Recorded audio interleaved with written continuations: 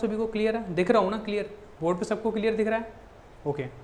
तो मैं बस इतना कह रहा था कि बॉडी फ्लूइड्स जो होते हैं दो टाइप के होते हैं, non circulating and circulating body fluid. कौन कौन से? Non circulating and circulating body fluid. Clear है? तो नॉन सर्कुलेटिंग बॉडी फ्लूइड वो होते हैं जो किसी स्पेशल ऑर्गन पे स्पेशल पोजीशन पे स्पेशल जगह होते हैं और वो अपनी जगह से कहीं भी आगे मतलब इधर उधर नहीं चलते, ट्रांसलोकेट नहीं होते, ठीक है, अब अपनी पोजीशन नहीं बदलते हैं। क्लियर है? जैसे नॉन सर्कुलेटिंग बॉडी फ्लूइड में हम बात करते हैं तो जैसे एक होता है साइनोवियल फ्लूइड। क्या? Synovial fluid. साइनोवियल फ्लूइड कहाँ पाया जाता है? स्केलेटल जॉइंट्स पे, स्केलेटल जॉइंट्स पर। तो ये होता है, एक तो होता है सर्कुलेटिंग, एक होता है non circulating. Non circulating. Clear है?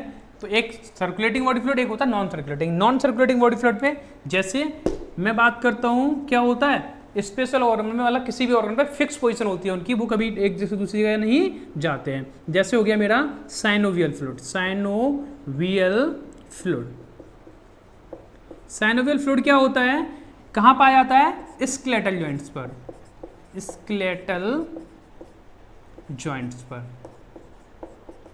क्लियर है? स्केलेटल जॉइंट्स पे, जैसे हमारा कंधा, कोहनी, घुटना। क्लियर है? नेक्स्ट हो रहा है हमारा एक एग्जांपल इसका और है, ये हमारे नॉन सर्कुलेटिंग बॉडी फ्लूइड के एग्जांपल्स हैं। सी साइनोवियल फ्लूइड कहां पाया जाता है? स्केलेटल जॉइंट्स पे। दूसरा होता है हमारा vitreous humour. Vitreous humour, vitreous humour कहां पाया जाता है? आई, हमारे आई लेंस के पीछे विट्रियस ह्यूमर पाया जाता है। एक जेल टाइप का होता है, गाढ़ा एक लिक्विड होता है, ग्लास की तरह, कांच की तरह, ठीक है। विट्रियस ह्यूमर जो अपनी प्लेस से कभी दूसरी जगह नहीं जाता, अपनी फिक्स रहता है ये। क्लियर है? अब हम बात करते हैं सर्कुलेटिंग बॉडी फ्लूइड की। तो ह्यूमन बॉडी के अंदर या फिर किसी भी लिविंग बीइंग की बॉडी के अंदर जो मेनली जो सर्कुलेटिंग बॉडी फ्लूइड होते हैं, ठीक है, वो क्या क्या होते हैं? वो होते हैं, अगर हम मेन की बात करें तो नंबर 1 होता है ब्लड, नंबर 2 होता है टिश्यू फ्लूइड, नंबर 2 होता है, नंबर 3 होता है लिम्फ। क्लियर है? Number 1 blood, number 2 tissue fluid and number 3 lymph. Clear हो गया? तो ब्लड के बारे में अगर हम बात करें तो ब्लड हमारी बॉडी में क्या क्या वर्किंग करता है? ब्लड क्या क्या वर्किंग करता है? हमने खाना खाया, डाइजेस्ट हुआ, अब बॉडी हमने खाना जब डाइजेस्ट होने का हमारी बॉडी की सभी सेल्स को उस एनर्जी की जरूरत है। क्लियर है? तो सभी सेल्स तक वो एनर्जी कौन पहुंचाएगा? हमारा ब्लड। क्लियर है? वो हमारी वहाँ एनर्जी क्या होगी? एब्जॉर्ब होगी और कहाँ जाएगी? हमारे ब्लड में, और हमारा ब्लड पूरी बॉडी को पहुंचाएगा। क्लियर है? CO2 ऑक्सीजन और कार्बन डाइऑक्साइड को, है ना, एक जगह से दूसरी जगह, मतलब हमारे अंदर ऑक्सीजन का ले जाना, सभी सेल्स तक ऑक्सीजन का पहुंचाना, सप्लाई करना, है ना, और वहां से CO2 को वापस लेके आके बाहर निकालना, है ना, लंग्स तक लाना। तो ये सब किसका काम होता है? हमारे ह्यूमन ब्लड का काम होता है। क्लियर है? अगर मैं बात करूं और हमारी बॉडी का टेम्परेचर कौन मेंटेन करता है? हमारी बॉडी का टेम्परेचर कौन मेंटेन करता है? ब्लड करता है। क्लियर है? टेम्परेचर बैलेंस करता है। नेक्स्ट क्या है? हमारी बॉडी के अंदर जब भी कहीं पे भी चोट लग जाती है, बाउंड हो जाता है, तो क्या होता है वहाँ पे? क्या होता है? एंटीसेप्टिक, है ना, एंटीबॉडीज क्या करता है? ब्लड हमारा एंटीबॉडीज प्रोड्यूस करता है उस जगह। क्लियर है? और क्या करता है वहाँ पे? इनसे वो जो हमारे बैक्टीरिया वगैरह को, जर्म्स को वहाँ पे एंट्री करने से रोकता है। क्लियर है? ब्लड को एक्स्ट्रा फ्लो होने से रोकता है। वहाँ पे क्या होगा? ब्लड को लीकेज होने से रोकता है उसके हमारी बाउंड से। क्लियर है? तो हमारा ब्लड बहुत सारे वर्किंग करता है, हमारी हेल्पफुल होता है हमारे लिए। हम टिश्यू फ्लूइड की बात करते हैं। टिश्यू फ्लूइड क्या होता है? टिश्यू फ्लूइड क्या होता है? अभी हम ब्लड के बारे में ही पढ़ेंगे। आज का हमारा जो मेन टॉपिक रहेगा हमारा ब्लड रहेगा। क्या? ब्लड के बारे में पढ़ेंगे। अब हम बात करते हैं टिश्यू फ्लूइड क्या होता है। टिश्यू फ्लूइड मैं बोल रहा हूँ किसी भी स्पेशल ऑर्गन के अंदर जो टिश्यूज होते हैं, टिश्यू किससे मिलते बनते हैं, है ना, किसी स्पेशल फंक्शन वाली बहुत सारी सेल्स सब एक साथ मिल जाती हैं तो टिश्यू फॉर्मेशन हो जाती है। तो उन सेलों के बीच में किसी भी ऑर्गन के अंदर क्या होता है? जो सेल्स के बीच में इंट्रासेलुलर जो स्पेस होता है, सेल्स के कोशिकाओं के बीच में जो स्पेस होता है, उस स्पेस में जो लिक्विड भरा होता है, जो लिक्विड फिल्ड होता है, उसे बोलते हैं टिश्यू फ्लूइड। क्लियर हो गया? सभी को क्लियर है ना? ओके। हम बात करते हैं लिम्फ की। तो लिम्फ को सिंपल ऐसे समझ लो कि ब्लड, जो काम हमारा ब्लड नहीं कर सकता है या फिर जिस जगह हमारी बॉडी में ब्लड क्या नहीं हो सकता, पहुंच नहीं सकता है, उस जगह क्या कौन पहुंचेगा, लिम्फ पहुंचेगा, उस काम को कौन करेगा, लिम्फ करेगा। क्लियर है। अब हम अपने मेन टॉपिक पे आते हैं। हमारा मेन टॉपिक क्या है, ब्लड। क्लियर है। तो नॉन सर्कुलेटिंग और सर्कुलेटिंग में क्लियर हो गया अंतर, क्लियर है। और ब्लड क्लियर हो गया, टिश्यू फ्लूइड हो गया, लिम्फ हो गया। अब हम बात करते हैं ब्लड के बारे में। हमारा मेन टॉपिक क्या है, ब्लड। तो फ्लूइड के अंदर भी हम किसके बारे में बात करेंगे, ब्लड के। क्लियर है। हम बात करते हैं ब्लड की। ह्यूमन बॉडी के अंदर जो ब्लड होता है वो हार्ट से आर्टरीज और वेन्स में फ्लो होता है। क्लियर है। तो हम लोगों के अंदर एक कॉन्सेप्ट रहता है कि आर्टरीज में जो ब्लड रहता है वो रेड रहता है और जो वेन्स में रहता है वो ब्लू कलर का होता है। ऐसा कुछ नहीं है। ये तो हमने एक मतलब रिप्रेजेंटेशन के लिए हमने बुक्स में ऐसा बना दिया है, लेकिन ऐसा नहीं होता है। रियल में क्या होता है, बस थोड़ा सा डिफरेंस होता है कि हमारी आर्टरीज में जो ब्लड होता है, अगर मैं बात करूँ तो ब्लड कहाँ फ्लो होता है, मेनली हार्ट में। ठीक है। अब हार्ट से कहाँ जाता है, आर्टरीज। क्लियर है। और कहाँ, वेन्स में। तो आर्टरी के अंदर जो ब्लड का कलर होता है वो कैसा होता है, थोड़ा सा ब्राइट रेड होता है, रेड लेकिन थोड़ा सा ब्राइट कलर का होता है। वेन्स के अंदर जो होता है वो होता है डार्क रेड। कैसा होता है, डार्क रेड कलर का। मतलब हमारी जो आर्टरीज होती हैं, क्लियर है, धमनियां होती हैं, उनके अंदर जो कलर होता है वो हल्का लाल होता है। मतलब इतना ज़्यादा लाल नहीं होता है ना, लेकिन जो हमारी ये जो होती हैं नसें होती हैं, इनके अंदर बहुत ज़्यादा गाढ़ा लाल होता है, मतलब ज़्यादा गहरा लाल रंग का होता है कलर। क्लियर हो गया। तो जो कलर, ब्लड का कलर कैसा होता है, रेड कलर का होता है। ठीक है। अगर हम ब्लड की किसके बारे में बात करें, पीएच वैल्यू के बारे में बात करें, तो ब्लड की पीएच वैल्यू कितनी होती है, 7.3 से 7.45। ये क्या होती है, इसकी पीएच वैल्यू है। क्लियर है। पीएच वैल्यू, पीएच मान है किसका, ब्लड का। तो इसका मतलब है कि देखो 7 जो पीएच मान होता है वो तो ना ही तो अम्लीय होता है, ना क्षारिक होता है, nor acidic neither basic. Clear है। तो मैं बात कर रहा हूं पीएच वैल्यू की। अगर ये 7.3 और 7.4 है, इसका मतलब हल्का सा कैसा है, ये क्षारीय है, क्योंकि 7 से ज्यादा वाला क्या होता है, क्षारीय होता है, 7 से कम वाला क्या होता है, अम्लीय होता है। इसका मतलब जो हमारा ब्लड होता है वो हल्का सा क्षारीय होता है। इतना क्लियर हो गया, इतनी चीज क्लियर हो गई। अब हम बात करते हैं किसकी, ब्लड हमारी बॉडी में कितना होता है नॉर्मल बॉडी के अंदर। ठीक है। तो एक नॉर्मल बॉडी के अंदर जो ब्लड होता है वो होता है नॉर्मल, एक हेल्थी पर्सन के अंदर जो ब्लड पाया जाता है वो होता है 5 से 6 लीटर। कितना, 5 से 6 लीटर ब्लड पाया जाता है एक हेल्थी पर्सन के अंदर। क्लियर है, इतनी चीज क्लियर। अगर मैं बात करूं कि ये कितना होता है, तो मैं इसको ऐसे भी बोल सकता हूं कि किसी भी एक हेल्थी पर्सन के बॉडी वेट का कितना, किसकी बात करता हूं मैं, ये जो ब्लड किसी भी व्यक्ति के अंदर जो ब्लड पाया जाता है वो उसके बॉडी वेट का, बॉडी वेट मतलब उसका जितना भी वजन होता है, बॉडी वेट, इसके बॉडी वेट का 7 से 8%, कितना, 7 से 8% ब्लड होता है। क्लियर है। मतलब एक हेल्थी पर्सन के जो बॉडी वेट होगा उसका 7 से 8% ब्लड होगा उसके वेट का। क्लियर हो गया इतना। ठीक है। अब हम बात करते हैं किसकी, इसके कंपोजिशन की। ब्लड का कंपोजिशन क्या क्या होता है, तो ये चीज समझ में आ गई।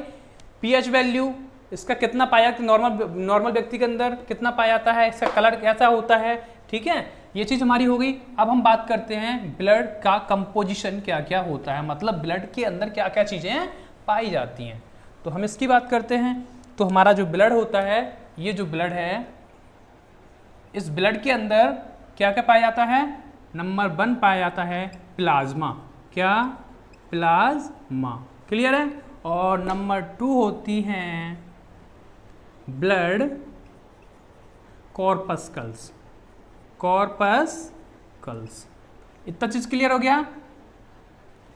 Number 1 plasma and number 2 blood corpuscles. इतना चीज क्लियर है। प्लाज्मा जो पाया जाता है वो पाया जाता है, कितना पाया जाता होगा,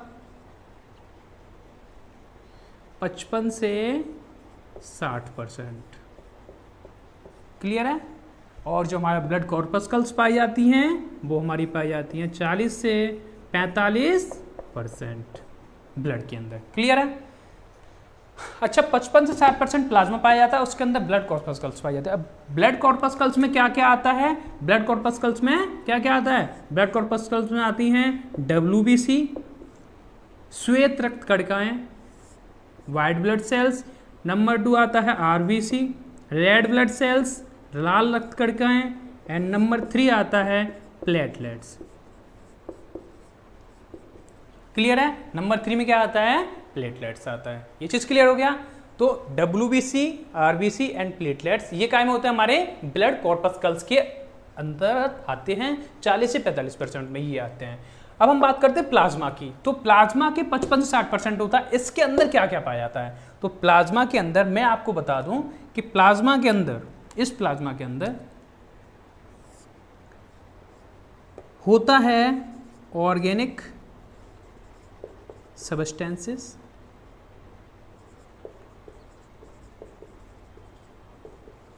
कार्बनिक पदार्थ। क्या बोलते हैं इन्हें? कार्बनिक पदार्थ। इतनी चीज क्लियर है। ऑर्गेनिक सब्सटेंसेस पाए जाते हैं। और क्या पाया जाता है? इनऑर्गेनिक सब्सटेंसेस पाए जाते हैं। इनऑर्गेनिक सब्सटेंसेस, इनऑर्गेनिक सब्सटेंसेस पाए जाते हैं, मतलब अकार्बनिक पदार्थ।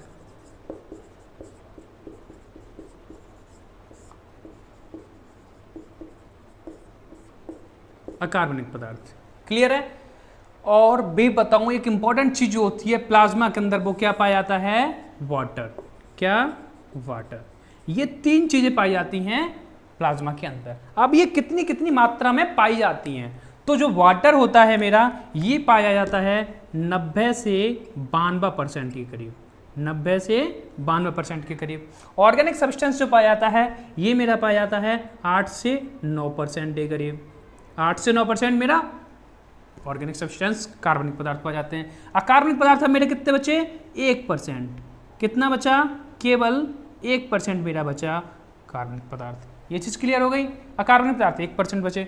अब हम बात करेंगे कि इस प्लाज्मा का, है ना, कलर कैसा होता है। हम प्लाज्मा के बारे में ये पढ़ेंगे अब क्लियरली। ठीक है। तो ये ब्लड कॉर्पस्कल्स में हटा देता हूँ। चलो ठीक है, नहीं हटाते हैं। मैं प्लाज्मा के बारे में बात करता हूँ। तो प्लाज्मा का जो कलर होता है, इस प्लाज्मा का कलर कैसा होता है? लाइट येलो, हल्का पीला कलर होता है। प्लाज्मा का हल्का कैसा होता है? हल्का पीला कलर होता है। सभी को समझ में आ रहा है कि नहीं आ रहा? आप सभी लोगों को समझ में आ रहा है? ओके, कोई प्रॉब्लम? ओके, कोई कंफ्यूजन नहीं है। ये चीज क्लियर हो गई। ठीक। तो इसका कलर कैसा होता है? लाइट येलो कलर होता है। मैं इसके बात की याद करता हूं, नेचर कैसा होता है इसका? नेचर कैसा होता है? स्लाइटली बेसिक, स्लाइटली बेसिक,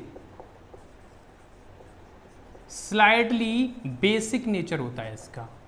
मतलब हल्का क्षारीय गुण पाया जाता है इसमें। कैसा गुण पाया जाता है? हल्का क्षारीय गुण पाया जाता है। और क्या बात करते हैं हम इसके बारे में? बात की, ये होता है नॉन लिविंग। कैसा होता है? नॉन लिविंग होता है, मतलब निर्जीव पदार्थ होता है ये। समझ में आ रहा है? मतलब हमारा जो प्लाज्मा होता है, इसका कलर होता है लाइट येलो, हल्का पीला कलर होता है, थोड़ा सा क्षारीय होता है, नॉन लिविंग ये होता है। क्लियर है कि नहीं है? समझ में आ रहा है कि नहीं आ रहा है? ये चीज हो गई। ओके। इसमें 90 से 92% वाटर होता है, 8 से 9% कार्बनिक पदार्थ होते हैं और 1% क्या होता है? अकार्बनिक पदार्थ होते हैं। ये चीज क्लियर हो गई। अब मैं बात करता हूं इन कार्बनिक पदार्थों में क्या क्या आता है। तो मैं एक चीज बता दूं आपको, इन कार्बनिक पदार्थों में भी, इन कार्बनिक पदार्थों में भी 7 से 8, कितना? 7 से 8% कार्बनिक पदार्थों में 7 से 8% क्या पाया जाता है? ये प्रोटीन। 7 से 8% प्रोटीन पाया जाता है। क्लियर है? अच्छा, अब ये प्रोटीन इतनी मात्रा में क्यों पाया जाता है? क्योंकि ये जो प्रोटीन है, ये जो प्रोटीन है इस प्लाज्मा के अंदर, इसका ऑस्मोटिक प्रेशर, ऑस्मोटिक प्रेशर या फिर ऑस्मोटिक प्रेशर को क्या करता है, ये मेंटेन करता है। क्या करता है, ऑस्मोटिक प्रेशर को मेंटेन करता है। और ये प्रोटीन क्या करती है, एंटीबॉडीज का काम भी करती हैं। प्लाज्मा के अंदर ये प्रोटीन है, ये एंटीबॉडीज का काम करती हैं। क्लियर है, मतलब प्लाज्मा के अंदर 8 से 9% क्या होती हैं, कार्बनिक पदार्थ, और 60 से 8% प्रोटीन होते हैं। इतनी चीज क्लियर है, ओके क्लियर है। अब हम बात करते हैं 7 से 8% प्रोटीन हो गए। अब इनमें क्या क्या पाया जाता है, कार्बनिक पदार्थों के अंतर्गत क्या क्या पाया जाता है प्लाज्मा में, तो मैं आपको लिख देता हूं, आप लोग याद कर लेना। देखो क्या क्या पाया जाता है ना। बहुत ही सिंपल सी चीज है इनके बारे में, इनमें क्या क्या पाया जाता है देखो मैं लिख देता हूं। एल्ब्यूमिन पाया जाता है, एल्ब्यूमिन क्लियर है। थ्रोम्बिन, प्रोथ्रोम्बिन, ठीक है, एल्ब्यूमिन, थ्रोम्बिन, प्रोथ्रोम्बिन, ठीक है। और क्या जाता है, अमीनो एसिड भी पाए जाते हैं इसमें, अमीनो एसिड, फैटी एसिड पाए जाते हैं, ठीक है, ग्लूकोज पाया जाता है, ठीक है, ग्लिसरॉल पाया जाता है, ग्लिसरॉल पाया जाता है, क्लियर है। और इसमें क्या पाए जाते हैं, हॉर्मोन्स पाए जाते हैं, हॉर्मोन्स पाए जाते हैं, albumin, thrombin, prothrombin, amino acid, fatty acid, glucose, glycerol, hormones. और क्या, हेपेरिन पाया जाता है इसमें, हेपेरिन, क्लियर है। इतनी चीज क्लियर हो गई है ना। और क्या पाई जाती हैं, एंटीबॉडीज भी पाई जाती हैं इसमें, एंटीबॉडीज, क्लियर है। इसमें इतनी चीज पाई जाती हैं, और भी चीजें पाई जाती हैं, है ना। तो इतना चीज हमें इंपॉर्टेंट क्या देखना है इसमें थ्रोम्बिन और प्रोथ्रोम्बिन के बारे में देखना है। मैं इसके बारे में बता रहा हूं, थ्रोम्बिन और प्रोथ्रोम्बिन। तो थ्रोम्बिन और प्रोथ्रोम्बिन क्या करते हैं, ये ब्लड क्लॉटिंग का काम करते हैं, ब्लड क्लॉटिंग। अच्छा, ब्लड क्लॉटिंग होता क्या है, थ्रोम्बिन और प्रोथ्रोम्बिन ब्लड क्लॉटिंग का काम करने मतलब है कि जब कहीं भी घाव लग जाता है, हमारे घाव चोट लग जाती है, तो वहां पे क्या करते हैं, थक्का जमाने का काम।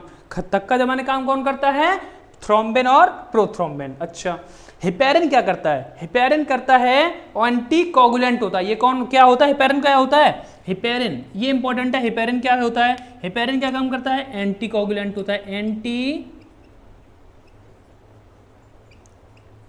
हेपेरिन हमारे ब्लड में, ये प्लाज्मा में एंटीकोगुलेंट का काम करता है। समझ में आ रहा है, कोगुलेट ना हो, हमारी ब्लड क्या हो, कोगुलेट ना हो। समझ में आ रहा है, मतलब हमारे ब्लड, ये मतलब ब्लड कभी कोई जम जाता है ना, हमारा प्लाज्मा अलग हो जाता है, ब्लड आरबीसी, ब्लड कॉर्पस्कल्स अलग हो जाती है, तो ये चीज ना हो, इसके लिए क्या होता है, हमारा हेपेरिन पाया जाता है। सही है। और क्या क्या पाया जाता है इसमें, और ऑर्गेनिक सब्सटेंस में हमारी रेस्पिरेटरी गैसेस भी पाई जाती है इसी में, रेस्पिरेटरी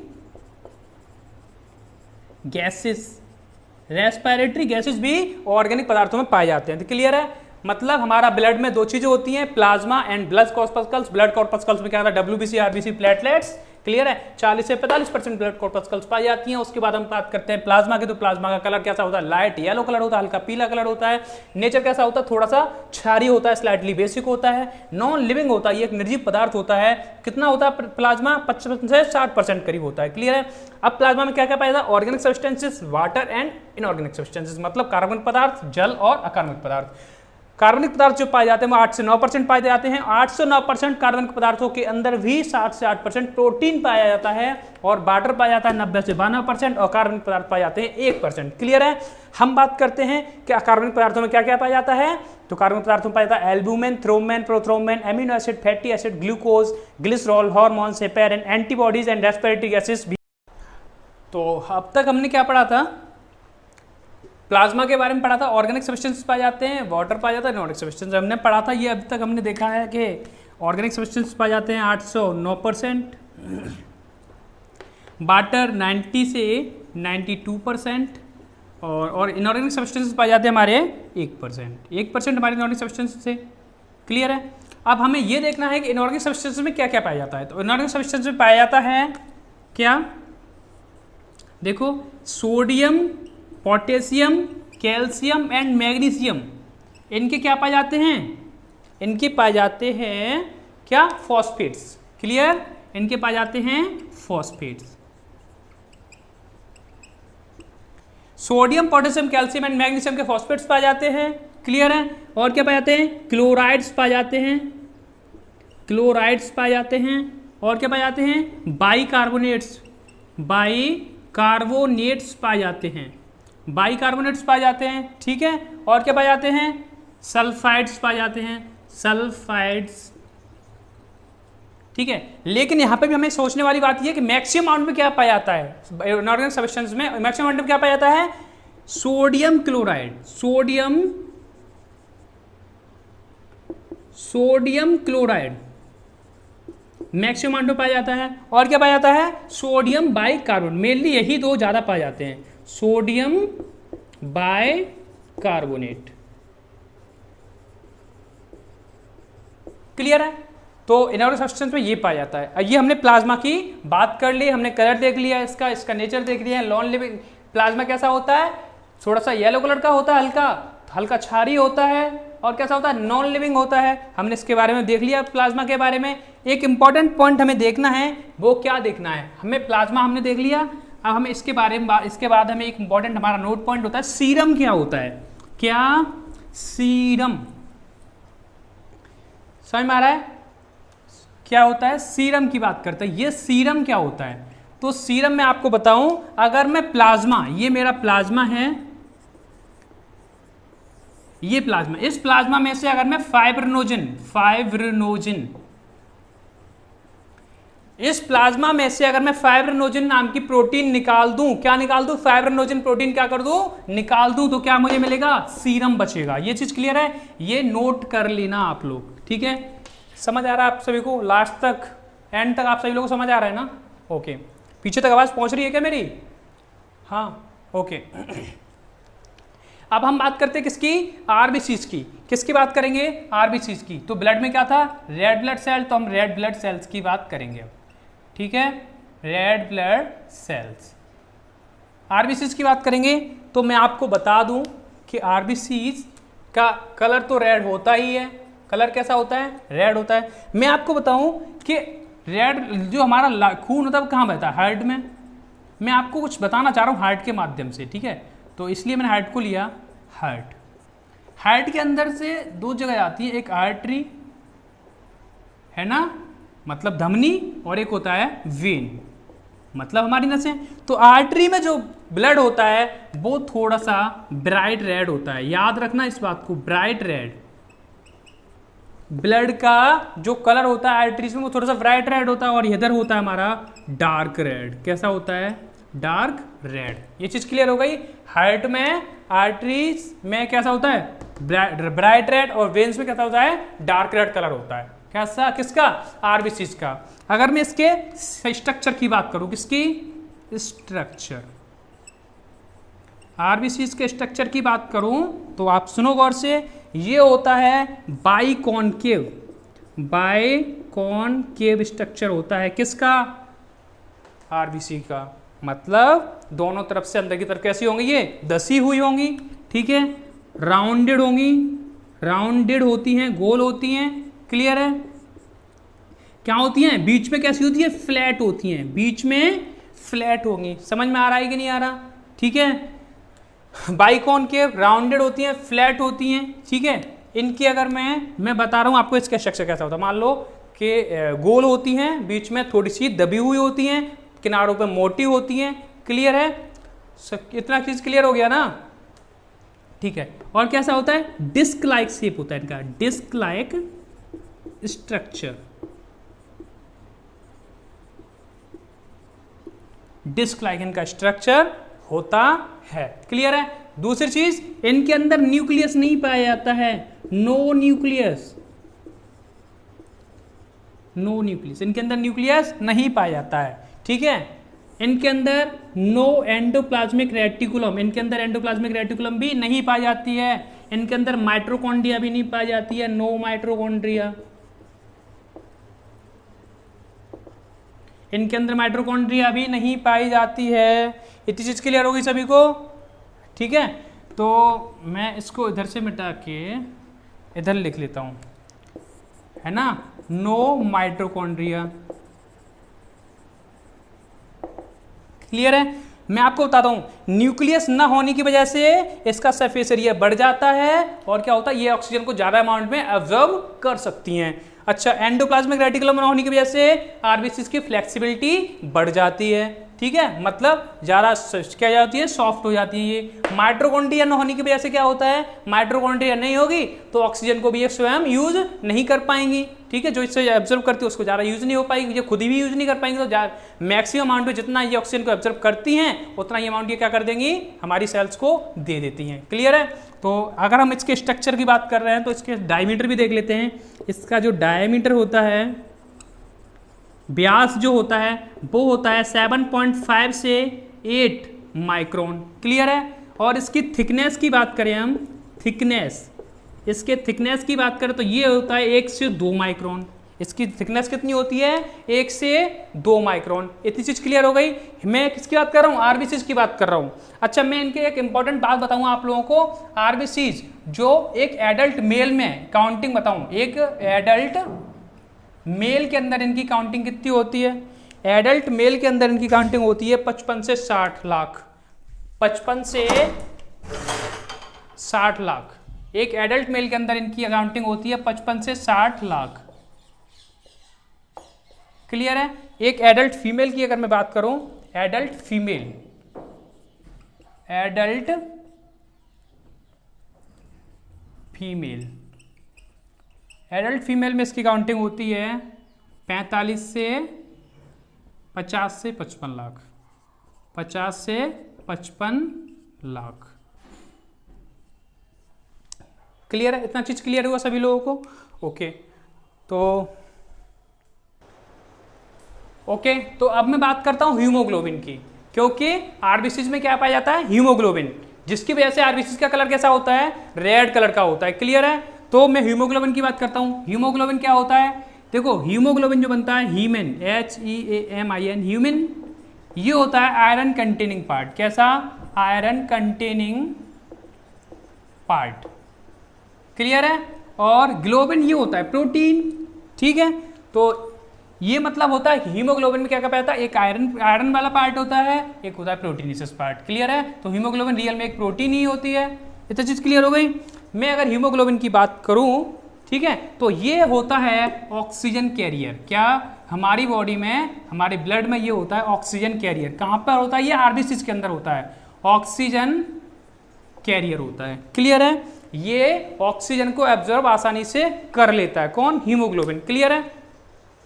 मैं आपको बताऊं, बिना हीमोग्लोबिन के, विदाउट हीमोग्लोबिन जो आरबीसी होती हैं वो कलरलेस होती हैं, स्पॉन्जी होती हैं। समझ में आ रहा है, कलरलेस मतलब बिना हीमोग्लोबिन के आरबीसी कुछ भी नहीं है, कलरलेस एंड स्पॉन्जी होती हैं। इससे चीज क्लियर हो गई। हाँ, तो हीमोग्लोबिन ऑक्सीजन के साथ बहुत आसानी से, बहुत जल्दी अपक्रिया कर लेता है। तो अगर मैं हीमोग्लोबिन जब ऑक्सीजन से अपक्रिया करता है ना, तो क्या बनता है, ऑक्सी हीमोग्लोबिन। ये क्या बना, ऑक्सी हीमोग्लोबिन। ऑक्सी हीमोग्लोबिन जब बनता है तो मैं आपको रियल में बताऊं, ये बहुत ही अनस्टेबल कंपाउंड होता है। कैसा होता है, अनस्टेबल। ये ज्यादा देर तक, मतलब ऑक्सीजन हीमोग्लोबिन के साथ ज्यादा देर तक नहीं रुक सकती है। तो क्या करता है, ये इस ऑक्सीजन को, क्या होता है, हमारे जितनी भी जरूरतमंद टिश्यू होते हैं जिन्हें ऑक्सीजन की जरूरत होती है, क्या कर देता है, ये इन्हें ये ऑक्सीजन प्रोवाइड करा देता है, फिर से ये हीमोग्लोबिन क्या हो जाता है, अलग हो जाता है। क्लियर है। मतलब ऑक्सी हीमोग्लोबिन से ऑक्सीजन कहाँ चली जाती है, हमारे टिश्यूज के लिए, और हीमोग्लोबिन फिर से अलग हो जाता है। ठीक है, तो ये चीज क्लियर हो गई। अच्छा, हीमोग्लोबिन जो होता है वो हल्की मात्रा में कार्बन डाइऑक्साइड को भी कैरी कर सकता है। समझ में आ रहा है। तो जब हीमोग्लोबिन जब कार्बन डाइऑक्साइड से क्रिया करता है तो क्या बनता है ना, तो बनता है कार्बामीनो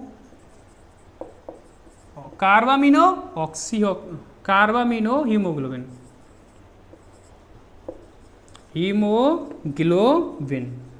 क्लियर है। क्या बनता है, कार्बामीनो हीमोग्लोबिन बनता है। कब, जब हीमोग्लोबिन किससे क्रिया करता है, कार्बन डाइऑक्साइड से। इतनी चीज क्लियर हो गई।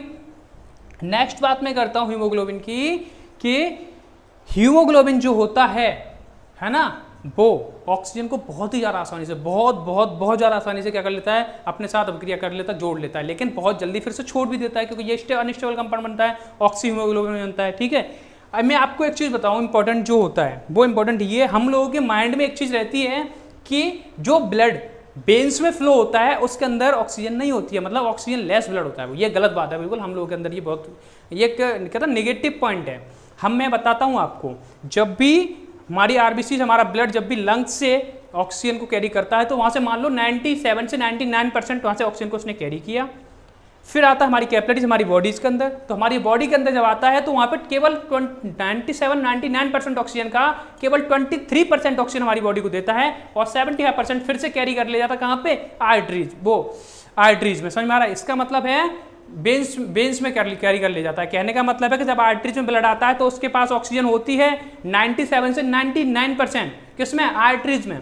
जब बॉडी से होने के बाद 23% बॉडी को दे देता है, फिर जाता है वो वेन्स में। तो वेन्स में जब ब्लड होता है, जैसे हम बोलते हैं डीऑक्सीजनेटेड ब्लड, उसमें 75% ऑक्सीजन होता है, 97% जो लाई था उसका। क्लियर हो गया कि नहीं हो गया? तो ये चीज हमारा मिसकॉन्सेप्ट जो है वो बहुत गलत है, इसको थोड़ा सा ध्यान रखना। ठीक है, मैं आपको बताता हूं कार्बन मोनोऑक्साइड पॉइजनिंग होता क्या है। कार्बन मोनोऑक्साइड पॉइजनिंग बहुत इंपॉर्टेंट टॉपिक है, इसको याद रखना। कार्बन मोनोऑक्साइड पॉइजनिंग है ना, कार्बन मोनोऑक्साइड पॉइजनिंग, ये थोड़ा सा समझो। कार्बन मोनोऑक्साइड पॉइजनिंग क्या होता है, सर्दियों के टाइम पे हम लोग या फिर हमारे घर वाले या फिर हमारे रिश्तेदार या फिर हमारे देश के लोग क्या करते हैं, आग जला लेते हैं और गेट को बंद कर देते चारों तरफ से। वेंटिलेटर कहीं से भी होता नहीं है, क्या नहीं होता, हवा निकलने वाली कोई जगह होती नहीं, हम लोग बंद करते, भाई ठंडी हवा आएगी। तो क्या होता है, जो हम आग जलती है उस टाइम पे क्या निकलता है वहां से, कार्बन मोनोऑक्साइड हमें मिलता है। क्या मिलता है वहां पे, कार्बन मोनोऑक्साइड हमें वहां से मिलता है। कहां से, आग से मिलता है। और हमारे ब्लड में फिर हमारी सांस के थ्रू चला जाता है, लंग्स के थ्रू होता है, कहाँ जाता है, हीमोग्लोबिन से जाके ये अभिक्रिया कर लेता है। तो यहाँ पर क्या बनता है फिर, कार्बोक्सी हीमोग्लोबिन, कार्बोक्सी हीमोग्लोबिन बनता है। ये बनेगा यहाँ पे कार्बोक्सी हीमोग्लोबिन। ये कार्बोक्सी हीमोग्लोबिन जो होता है ये बहुत ही पॉइजनस होता है, क्योंकि ये हमारे ब्लड ब्लड से हमारी बॉडी में सप्लाई होती है ऑक्सीजन की, उसे क्या करता है, ब्लॉक कर देता है। मतलब ये हमारे ब्लड से हमारे बॉडी के लिए जो ऑक्सीजन की सप्लाई होती है क्या करता है, उसे ब्लॉक कर देता है। तो ये कभी कभी क्या होता है, डेथ हो जाती है। इससे क्या होता है, हम लोगों की कभी कभी क्या होती है, डेथ भी हो सकती है। सभी लोगों को समझ आ रहा है कि नहीं आ रहा, is it clear? Okay okay. अब हम बात करते हैं आरबीसीज की लाइफ के बारे में। आरबीसीज की लाइफ के बारे में, जो आरबीसी होती हैं है ना, वो कहाँ कहाँ बनती हैं। तो मैं आपको बता दूं, पहली बात है ना, आप सुनो, आरबीसीज एडल्ट की बात करूं अगर मैं, किसमें, एडल्ट में, तो एडल्ट में आरबीसीज बनती हैं कहाँ पर, बोन मैरो में। बोन मैरो हमारी हड्डियों के बीच में जो पोला वाला हिस्सा होता है, खोखला हिस्सा होता है, उसे बोलते हैं बोन मैरो। वहां पे आरबीसी बनती हैं। क्लियर है? और कहां बनती हैं, रिब्स में बनती हैं। कहां बनती हैं, रिब्स में, हमारी पसलियों में बनती हैं आरबीसी। और कहां बनती हैं, हमारी ब्रेस्ट बोन में। ब्रेस्ट बोन में हमारी क्या बनती हैं, आरबीसी बनती हैं। और कहां बनती हैं, ilium of hip girdle, ilium of hip girdle. Ilium of hip girdle होता क्या है, इलियम ऑफ हिप गर्डल होता है हमारा जो हिप बैक पोर्शन होता है, हिप्स होता है, हिप्स वाली जो हड्डी होती है, इसे बोलते हैं इलियम ऑफ हिप गर्डल। और इसमें भी क्या बनती हैं, आरबीसीज बनती हैं। क्लियर है? अगर हम बात करें किसकी बात करें हम, एम्ब्रियो की। एम्ब्रियो की बात करें तो एम्ब्रियो में कहाँ बनते हैं आरबीसी। ठीक है, मैं आपको बताता हूं। एक तो लिवर में बनती हैं। कहाँ बनती हैं, लिवर में। दूसरी स्प्लीन में बनती हैं। कहाँ बनती हैं, लिवर और स्प्लीन में। किसमें, एम्ब्रियो में। ठीक है, तो लिवर में। स्प्लीन कहाँ होती है, स्प्लीन होती है हमारे स्टमक के पीछे वाला हिस्सा। ठीक है, वहां पे एक होती है, उसे हम बोलते हैं। ठीक है, अगर हम बात करें चिल्ड्रंस की, तो आरबीसी चिल्ड्रंस में कहाँ बनती हैं, चिल्ड्रंस।